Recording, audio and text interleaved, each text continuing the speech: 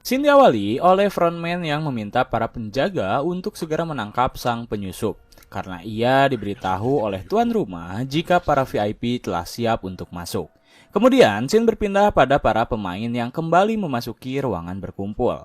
Di sana, Deoksu terkejut ketika melihat Mineo yang begitu santainya terduduk di kasurnya.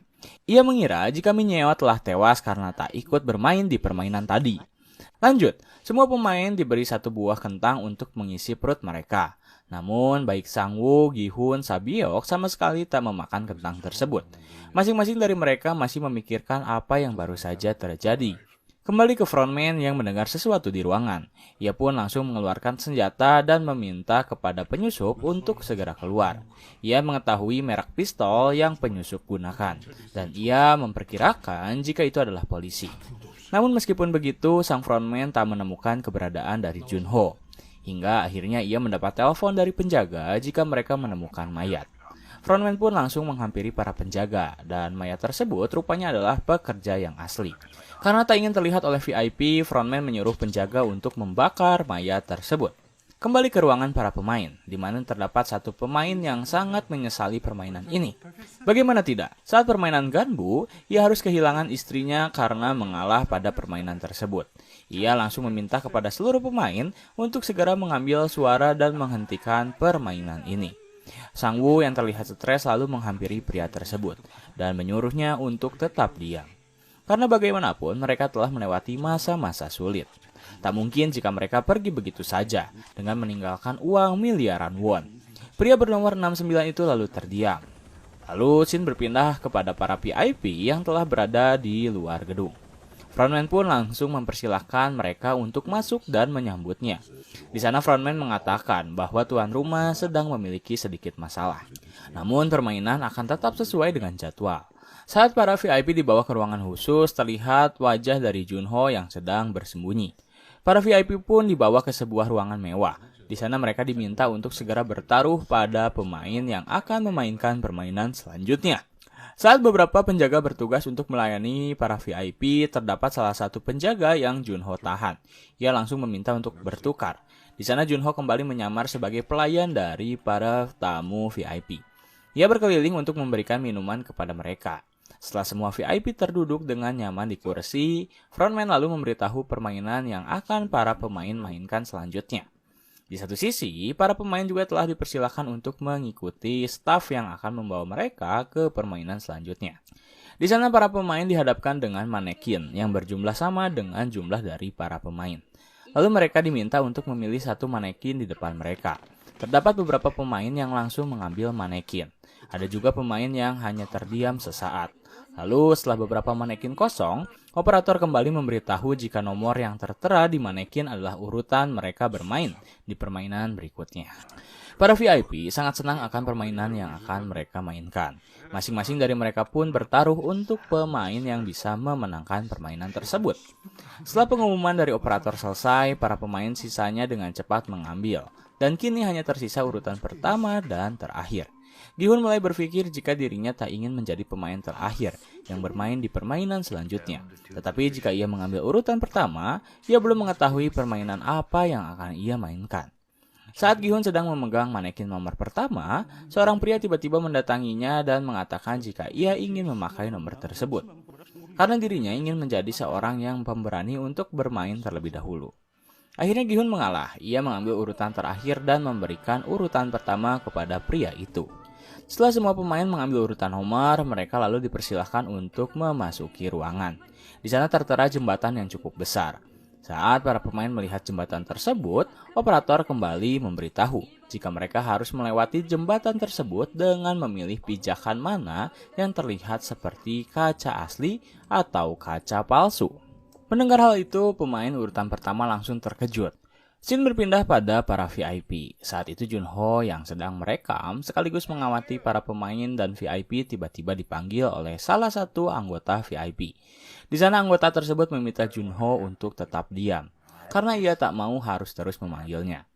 Junho yang tak mau mencurigakan mengatakan jika ia juga harus melayani anggota yang lain. Akhirnya anggota tersebut berteriak dan meminta kepada anggota lain untuk meminta pelayan tersebut agar duduk bersamanya. Dan semua anggota setuju. Permainan dimulai. Pemain bernomor urut 1 telah melepas sepatu dirinya. Lalu saat ia melompat pada pijakan pertama, ia berhasil. Dan semua pemain menyemangatinya. Namun saat pijakan kedua, kaca yang ia pijak ternyata palsu. Yang menyebabkan dirinya terjatuh ke dasar dan tewas. Pemain bernomor urut 2 langsung mengikuti jejak pemain tersebut. Ia tak ingin mengambil langkah yang salah. Namun tetap saja, tak ada yang bisa membedakan mana kaca palsu dan kaca asli. Sehingga ia harus terjun bebas dan tewas. Pemain ketiga adalah seorang guru matematika. Sebelum ia melompat, dirinya terlebih dahulu menghitung kemungkinan besar kaca yang berhasil ia pijak. Setelah cukup yakin, ia pun melompati beberapa kaca dan berhasil. Namun saat pijakan terakhir, ia gagal dan tewas. Setelah pemain bernomor urut ke-3 tewas, pemain bernomor urut ke-4 dan selanjutnya mulai berdampingan untuk melangkah bersama. Mereka sama-sama mengingat pijakan mana yang menjadi terakhir kali pemain bernomor urut ke-3 berada. Namun tak ada yang tahu pasti hingga perlahan mereka tewas.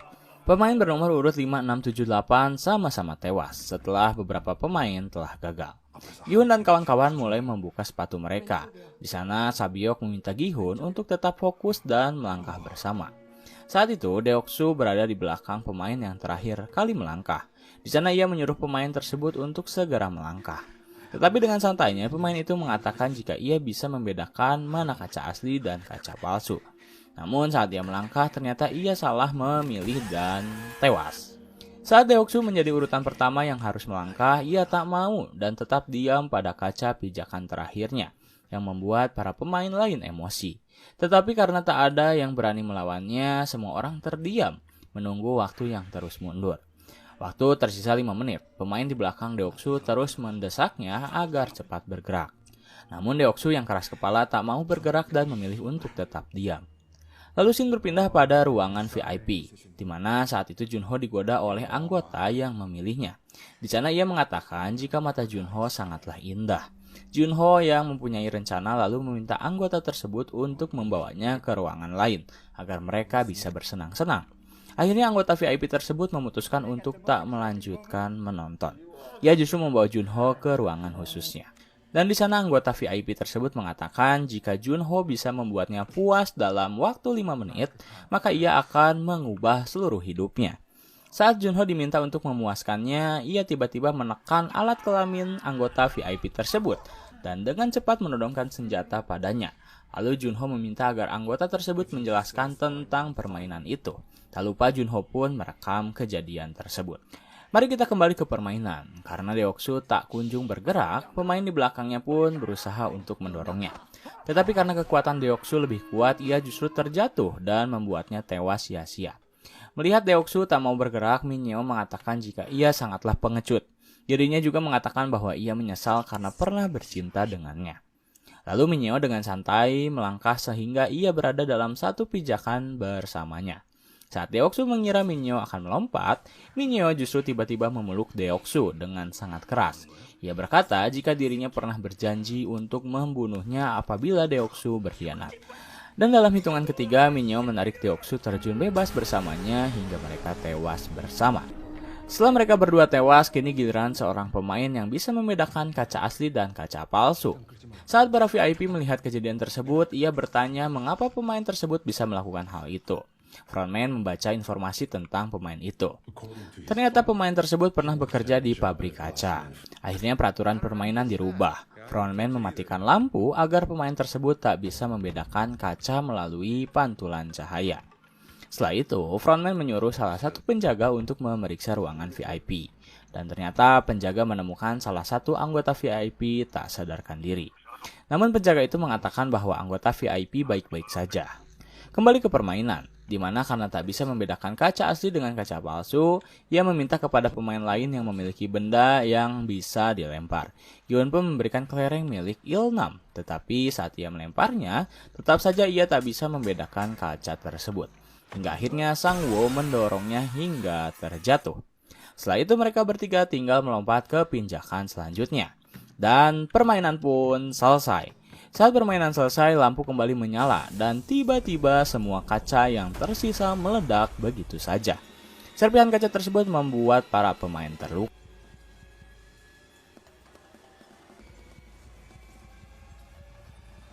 Kafka. Dan yang paling parah adalah Sabio.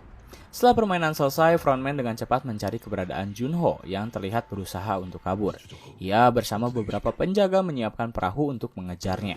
Saat matahari telah muncul, Junho rupanya telah berada di dekat pulau bersama.